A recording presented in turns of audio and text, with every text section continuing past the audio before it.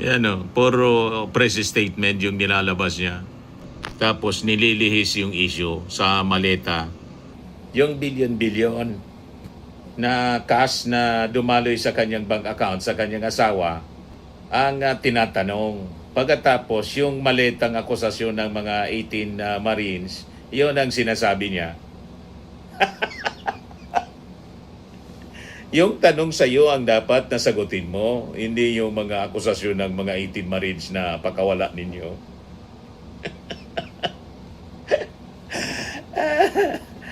Iniiba yung usapan, iniiba yung istorya, mga kababayan.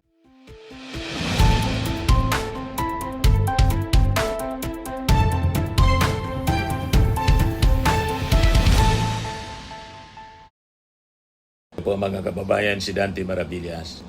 O di ano niya, Mr. Maravillas, ang masasabi mo doon sa naging utos ng Supreme Court sa ating Pangulong Bongbong Marcos na sagutin yung petition for a writ of mandamus ng kampo ng mga Duterte para mag-submit yung ating Pangulo sa physical, mental examination, pati hair follicle.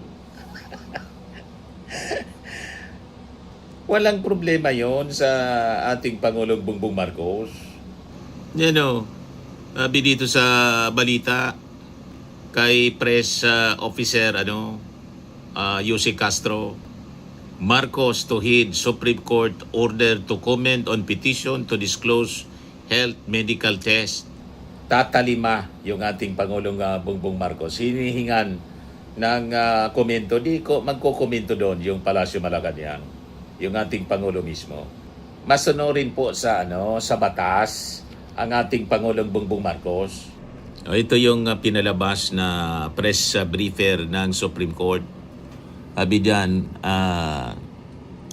the Supreme Court in bank during its session today, kahapon, April 22, acted on the yung petition po ni na Pantaleon Alvarez, Virgilio Garcia, Juan Rania, and Raimundo Wanya versus Ferdinand Marcos Jr. and Ralph G. Recto in his capacity as acting executive secretary.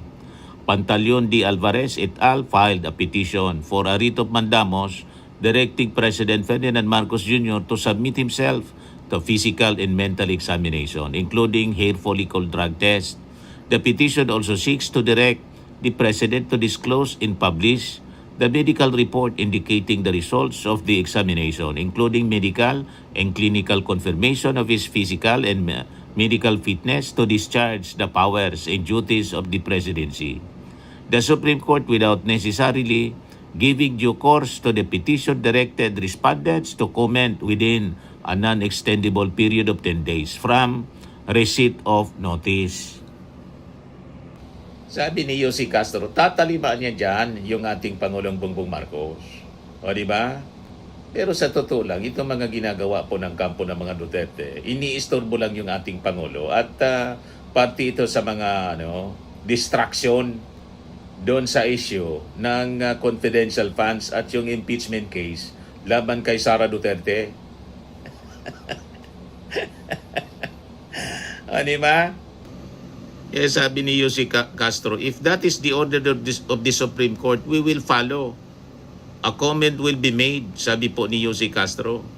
Inihinga ng Supreme Court ng komento, yung Palasyo Malacanang, yung ating Pangulo. Di, magkukomento siyempre. Okay po? Ganun lang yan. Sasagutin yung Supreme Court. O ngayon, yung kampo ni Sara, imbis sagutin mga kababayan sa proper forum, yung ating Pangulo sa proper forum. Pinapasagot sa Supreme Court, sasagutin sa Supreme Court. Si Sara, pinapasagot sa Congress, sinasagot sa press con. O yan, nag-press con na naman yung abogado niya. Look, 40 minutes ago, Vice President Sara Duterte's impeachment defense team holds a press con in Makati City ngayong araw na to, a day after the House Committee on Justice conducted its second clarificatory hearing on the impeachment complaints against the Vice President. Yan ang gawain nila. Hindi sinasagot sa proper forum, sinasagot sa press con at press release. Nag-press release si Sara. Yan o, puro press statement yung nilalabas niya. Tapos nililihis yung issue sa maleta.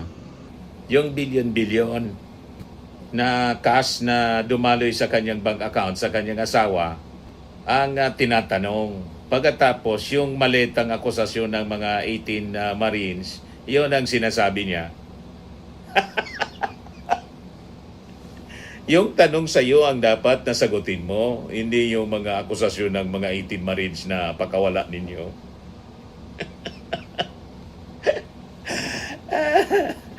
Iniiba yung usapan, iniiba yung istorya mga kababayan. Anyway, pakinggan natin mga kababayan pala yung press briefing ni Yossi Castro at sumagot na rin, nag-react na rin yung Palacio Malacanang sa naging tawag dito, yung statement ni Martin Romualdez kahapon. So, pakinggan natin mga kababayan si Yossi Castro. Naitanong sa kanya ng Malacanang Press Corps. In a video message, former House Speaker Martin Romualdez says that he refused to be the fall guy on the issue of corruption and budget anomalies. What was the reaction of the President on this statement? And do you see a reason for the former House Speaker to think that he might be the scapegoat? Kung ano po ang nararamdaman ni dating Speaker Martin Romualdez, ay hindi po natin ito saklaw. Kung ang pag-iimbestiga po ay makakatulong mismo ang dating Speaker, mas gugustuhin po yan ng pamahalaan ng Pangulo para managot ang dapat na managot. Pero ang sinabi rin po kasi niya, he denied that he was in control when it comes to the issue on budget when he was still the House Speaker. And kung tutuusin, yung command responsibility daw is more on the executive branch. So do you see this na parang putting the blame on the executive instead of the legislative branch of the government? Kung ano po ang magiging depensa sa mga maaaring pag-aakusa kay dating Speaker Romualdez ay kanya pong depensa po yon. At kung sinasabi niya po na ang executive ang may command responsibility, kaya nga po nagpautos ang Pangulo. Hindi Correct. po tinulugan, walang Nagpapaimbestiga. pag-cover up, pinaumpisahan po niya ang pag-iimbestiga para kung meron mang anomalya at kung sino yung dapat na managot, dapat po na managot. But last na lang, how do you define the relationship between the President and the former House Speaker? Are they in speaking terms? Sa aking personal na pagkakaalam, wala po ako nakita na sila po ay nag-usap. Ano pong ibig sabihin nung... Sa aking pagkakaalam, kung ako'y itatanungin nyo, wala po ako nakita nag-meet sila, nagkausap sila. Wala po. Pero paano po natin i-describe yung kanilang relationship? Are they good? Wala po ako masasabi. Hindi ko po sila nakikita nag-uusap. So, hindi ko rin po sila nakikita nagko-communicate. So, wala po ako masasabi patungkol dyan. Ma'am, may we know when was the last time the President talked to the former House Speaker? Wala rin po ako nakita. Sorry. On my part, personally, hindi ko po sila nakita nag-usap. Mula nang ako'y maatasan na maging Palace Press Officer, hindi ko po sila nakitang nag-usap. Thank you, Sec. Follow-up question, Ivan Mayrina, GMA7.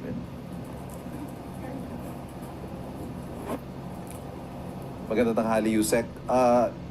The former speaker didn't mention the president's name in his statement, but he did say executive and command responsibility. So, ultimately, this falls on the president. Ano ang tingin ng Pangulo sa statement na to?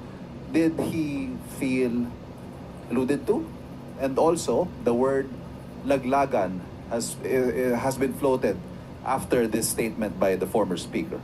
What did you say? It will fall on the president? Yes, because ultimately, as the chief executive, sa kanya po 'yon.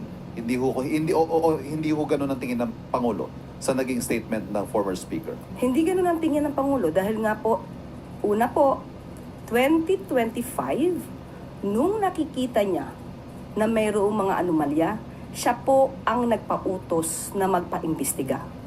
Pag sinabi po nating executive, hindi lamang po ang Pangulo ang nasa executive.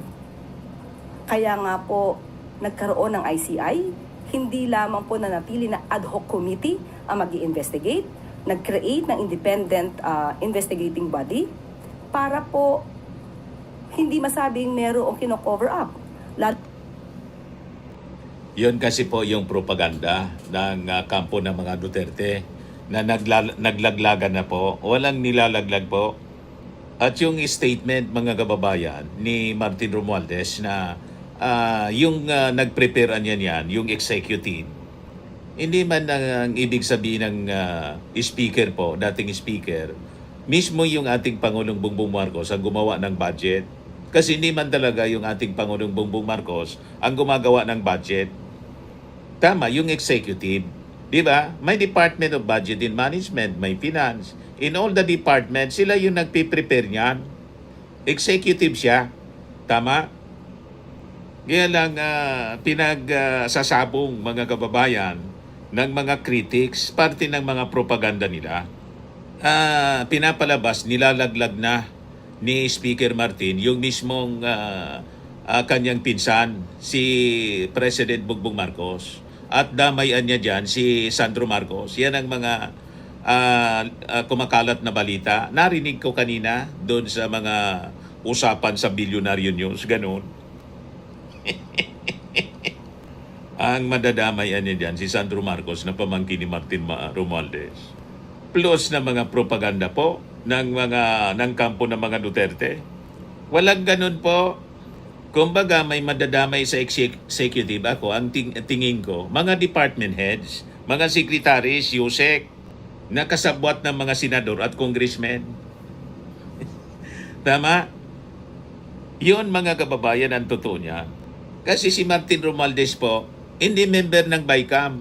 Wala siyang pirma, mga kababayan. Ang may pirma po, yung chairman ng Committee on Appropriations Committee ng Congress, si Saldico, tapos si Chis Escudero, Senate President. Then yung mga members ng House Committee on Appropriations Committee ng both houses. Yung ibang mga member ng mga senador, wala ding pirma. Yung pinapakita ko po sa inyo. The fact na yung ating Pangulo yung nagpa-imbestiga, ang ibig sabihin, walang kinalaman doon yung ating Pangulo. Kaya sabi ko pa nga po, kung ang ating Pangulo sangkot, mga kababayan, bakit siya pa yung magpapaimbestiga? Tama po? Yun din ang sinasabi ni Yossi Castro. Kino-confuse yung kwento, mga kababayan, ng kampo ng mga Duterte para pagsabungin si Martin Romualdez at yung ating Pangulo. Divide and conquer ang strategy nila. O, di ba po? Pinag-aaway, pati si Sandro Marcos ngayon. Pinapalabas, ilalaglag na rin ni Martin Romualdez, pati yung kanyang pamangkin. Ito, pakinggan ninyo itong report ni Corina Sanchez. Matapos ang pasabog ni former Speaker Martin Romualdez sa flood control scandal, posible umanong makaladkad na rin sa kontrobersya ang kanyang pamangkin na si Congressman Sandro Marcos. Yan ang pinapalabas nila, mga kababayan. Pakinggan natin. Dali lang po. Ito siya. Laglagan na nga ba matapos ang pasabog ni former Speaker Martin Romualdez sa flood control scandal, posibleng makalagkad na rin daw sa kontrobersya ang kanyang pamangkin na si Congressman Sandro Marcos. Narito... Di ba? Yon ang report ni Corina Sanchez through Attorney Jimeno. Yeah. Agenda report ni Attorney Karen Jimeno. Posible daw idamay ni Martin yung pamangkin. Malabo. Paanong idadamay ang hindi man sangkot, mga kababayan? At yung mismong si Martin, hindi man sangkot dito si Martin. Sinasangkot lang nila, mga kababayan. Balikan natin si Yossi Castro. Nagkaroon ng ICI, hindi lamang po nanatili na ad hoc committee ang mag-i-investigate, nag-create ng independent investigating body para po hindi lalong-lalo na patungkol sa DPWH. At sa ating po nadinig ni statement ni dating speaker, sinabi po niya na ang pag-i-implement on the ground. So, kaya nga po siguro sa ngayon na iimbestigahan din po ang ibang mga naging opisyal ng DPWH. Correct.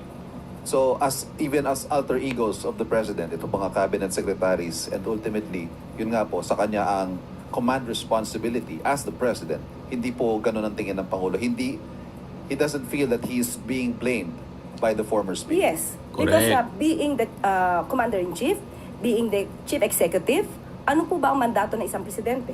Hindi po ba linisin ang mga anomalya sa gobyerno kahit tamaan na ang kanyang administrasyon?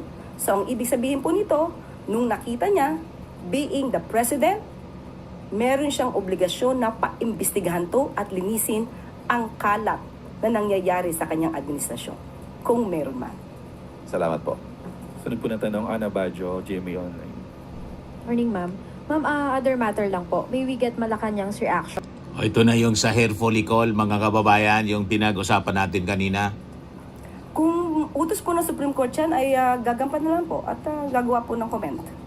Ma'am, nakausap niyo po ba mismo si Presidente or even si Chief Presidential Legal Counsel Annalisa Logan regarding this? Kung ano po kaya yung magiging nilalaman ng response po Kapag ka nagsuminti po, ibibigay po namin sa inyo.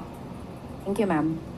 Sunod po na Good afternoon, Yusek. The ICC Appeals Chamber has affirmed its jurisdiction over President Rodrigo Duterte, ruling that the court can still act on alleged crimes committed while the Philippines was still a member. So does the palace view this as validating the government's compliance sa international obligations? Itong naging desisyon din ng ICC Appeals Chamber.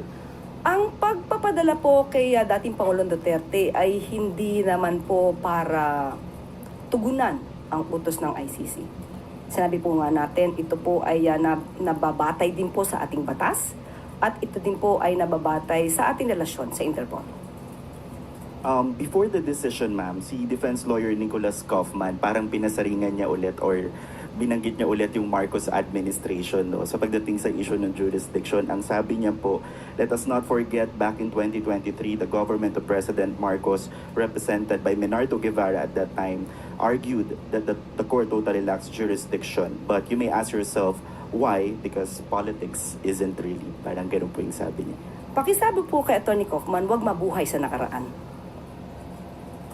So, palpal na naman po si Update Kaufman. of calls from some groups for the Marcos administration to rejoin the ICC kasi sabi po nila this would serve as a safeguard tyranny and bolster the nation's legal defense against.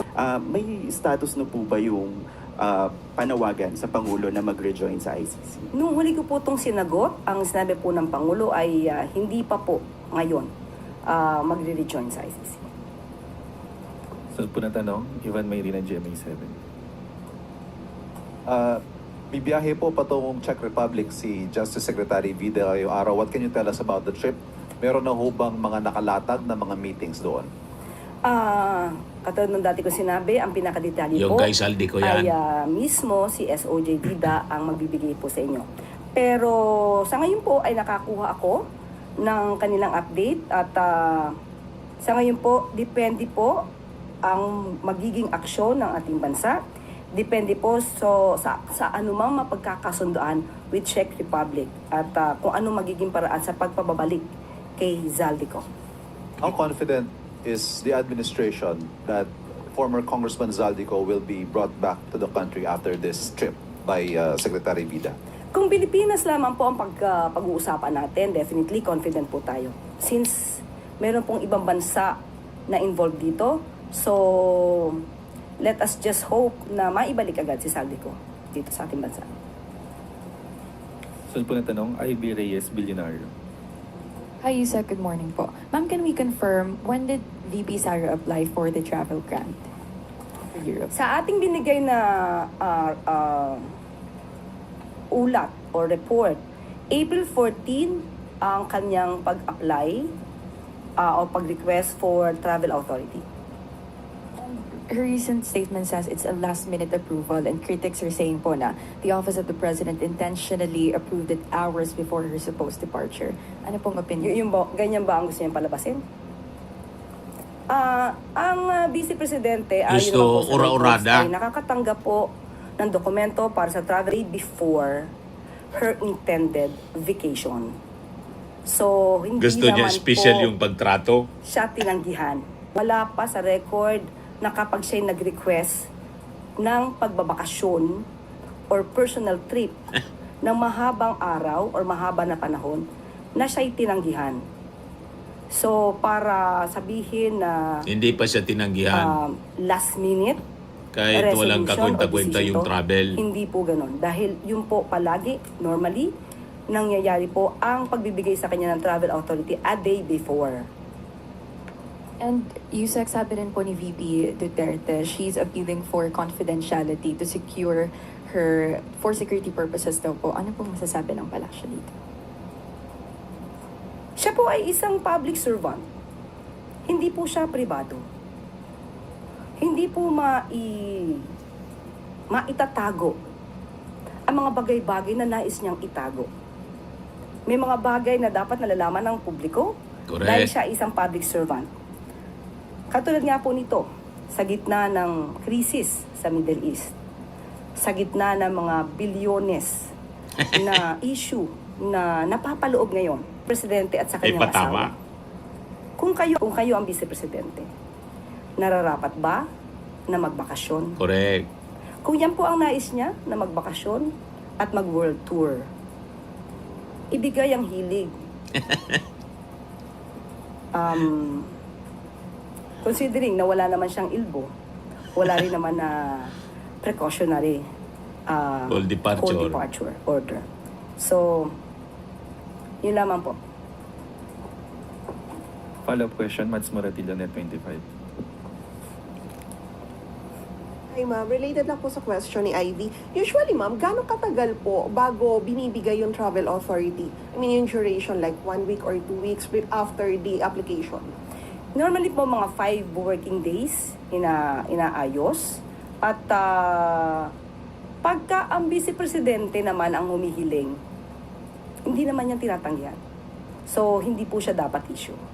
So, ang issue na lang dito, sabi nga natin, we expedite the travel request. No? We usually expedite the processing of the travel request. What matters most now, no? Bakit nagbago ang isipan ni Pangulo or rather ni dating ni Vice Presidente?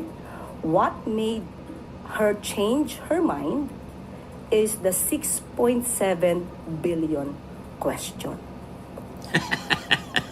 Grabe, patama. Sunod po na tanong, Rafi Ayeng, Daily Tribune. Up lang dun sa Travel Authority. Ma'am, yung mga yan, since sinasabi niya naman po na namamasyal lang ang Vice President, wala po bang kakayahan ng Presidente na? Hindi ko naman sinabi na mamasyal. Sinabi ko nagbabakasyon, personal trip. Wala po bang kakayahan ng Presidente na questionin ang Vice Presidente na, oops, teka, panggara nga lang. Sabi nga natin, ibigay ang Demanding hilig ng walang pa. ligalig. Tapos ma'am, nabanggit niyo po yung bilyon-bilyon. Ano po yung reaksyon ng palasyo dito sa pagkakatuklas nga nung bili-bilyong transaksyon sa joint bank account ng Magamang Duterte na isiniwalat ng AMLAC? Hindi ito bago. Hindi ito bago na nadinig natin. So, walang reaksyon ang Pangulo, walang reaksyon ang palasyo. Mas maganda pong malaman natin kung ano ba ang reaksyon ng Vice Presidente dahil nabunyag itong bilyon-bilyon transaksyon na nakita sa kanyang mga bank accounts. At hindi pa rin po humaharap ang Vice Presidente. Ano po ang mensahe niyo sa kanya para harapin na? Ako magbe-mensahe? Ako talaga. Unang-una, hindi kailangan bigyan ng mensahe ang Vice Presidente. Unang-una, malaki na po siya. Pangalawa, Vice Presidente po siya. Public servant siya. So, sabi niya, isinusulong niya ang accountability and transparency. Siya po ang dapat na makaalam kung anong dapat niyang gawin.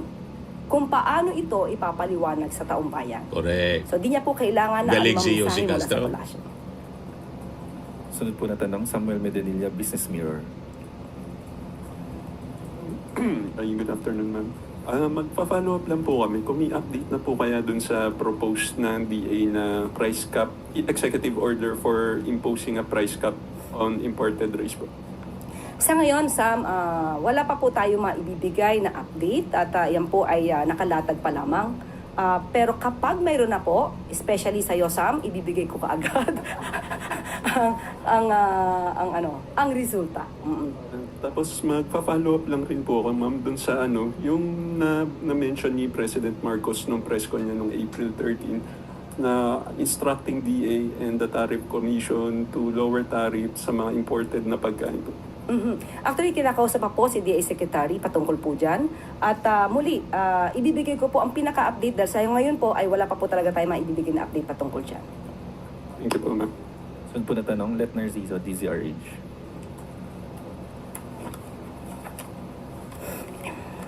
Yusek, bago po yung tanong ko, may quick follow-up lang din ako doon sa Travel Authority.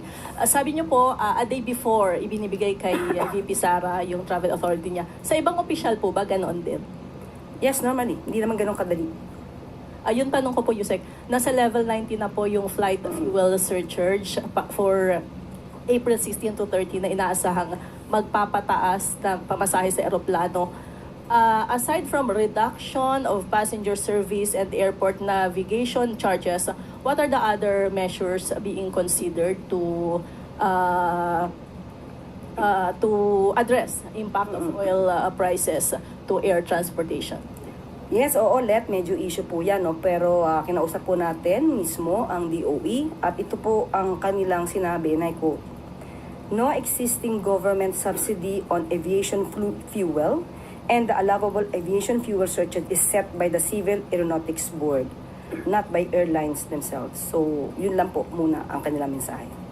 At may nauna na rin pong pahayag si Presidente, yung sinasabi niyang distinct possibility ang flight groundings. And recently, may statement po ang International Air Transport Association that jet fuel shortage may likely hit the aviation industry by June. Pinaghahanda na rin po ba natin ito? May mga instruction ba si Presidente? At kumusta po ang ating jet fuel supply? Lagi naman po na inuulat sa Pangulo ito at lahat po ng paraan ay ginagawa po para po hindi magkulang ang supply ng produktong petrolyo sa atin. Yan din po ang naiulat noon na maaaring maging resulta yan dahil sa kinakaharap nating krisis dito sa Middle East. Salamat po. Sunod na tanong, Christian Yusores, DZMM. Hi, Yusek. Quick follow-up lang din po doon sa Travel Authority ni VP Sara kasi may mga nabahala po nung na-anunsyong na-grant yung kanyang Travel Authority saying na baka flight risk siya at baka hindi na raw po umuwi ng Pilipinas. Pero given nga po na hindi naman niya itinuloy yung biyahe, pero should she try ulit na mag-apply ng panibago, is the palace open to grant her again a Travel Authority? Hindi naman po natin pipigilan ang Vice Presidente sa kanyang paglalakbay. At maliban lamang siguro kung merong ILBO or merong precautionary hold departure order, tingnan din natin kung ano ang kanyang magiging reaction kapag siya ay na-issue na ganyan. Thank you, ma'am. Yung question ko po talaga is about asking an update or details po doon sa naging meeting ni President last Tuesday sa preparation sa ASEAN Summit. What can you give us an update po? Opo, according po sa ating National Organizing Committee Chair, si ES Ralph Recto, nag-report siya at nag-update po siya sa Pangulo at all systems go po. So handa po tayo. One quick follow-up lang, ma'am. Kanina po nabanggit ni Cebu Governor Baricuato sa press briefing sa Cebu na may ilang mga meetings na po na canceled na face-to-face na magiging online na daw po in May. Given, because of part of the austerity measures, given that situation po ba, possible pa rin po bang matuloy yung Leaders Summit in May ng face-to-face in Cebu or magiging online na rin po? Tignan lang po natin. Hindi pa po ako nabigyan ng update patungkol po dyan kung ano magiging sistema ng pag-meet. Siguro po pagka natanong ko maya-maya, bibigay ko po yung update sa inyo. Salamat po. Luisa Cabato, Inquirer.net. Good afternoon po, Yusek. Follow-up lang din po sa ASEAN. How will the countries hosting of the 40th ASEAN Summit next month be affected by the current political issues involving particularly the Vice President and President Marcos cousin, former Speaker Romualdez? Katulad na sinabi natin, handa po tayo sa ASEAN Summit, sa pagiging host natin. At kung ano man po ang kinasasangkutan ng Vice Presidente patungkol sa mga di umanong bilyones na transaksyon or worth billions na transaksyon na umiikot sa kanyang mga bank accounts at kung ano man ang nagiging issue kay dating Speaker Martin Romualdez, hindi po ito makakaapekto sa Pangulo dahil ang Pangulo naman po at ang mga kabinete at ang mga concerned stakeholders naman po ang siyang nag-aasikaso para sa pag-host natin sa ASEAN. Di naman po nakakasama ang Vice Presidente sa pagpeprepara ng mga anumang programa ng gobyerno. Yan na po ang muling katanungan mula sa MPC. Narito naman po ang mga katanungan mula sa regional media. Yusek, may karagdagang tanong po mula sa Negros Island Region tsaka Caraga Press through the Philippine Information Agency. Unang katanungan mula kay Everlita Arong ng Siquijor Today. The major power crisis in Siquijor has eased following the visit of President Marcos Jr. in 2025. But the system remains unstable with intermittent outages still occurring. When can residents expect a fully stable power supply, and will the emergency generator currently stationed at Prosielco, which noise is affecting nearby neighborhoods, remain in operation and for how long? Opo, mismo ang DOE ang nagbigay din sa atin ng update patungkol po dyan sa Siquijor. Totoo na nagkakaroon ng mga intermittent outages dito sa Siquijor, pero mas na-improve na po ang sitwasyon kung ikukumpara sa mga nakaraang buwan dahil ito'y nagre-reflect sa operational performance records. At pati po yung kasalukuyang transitory power supplier ay gumagamit na rin po ng high-speed generator sets para po mas mapaganda pa po ang overall system stability ng power dito sa Siquijor. At nagkakaroon man ng mga problema, mga technical challenges dahil sa over-frequency conditions, ito naman po ay minomonitor closely ng DOE. At So yan po yung mga patama ni Yossi Castro sa mga bilyones ni Sara. May diin po palagi dun sa bilyones na dumaan sa mga bank accounts ni Sara Duterte at sa kanyang asawa na si Mans Castro. Anyway, yun po yung ating short video ngayon. Ako po si Dante Maravillas. Bye-bye po. God bless.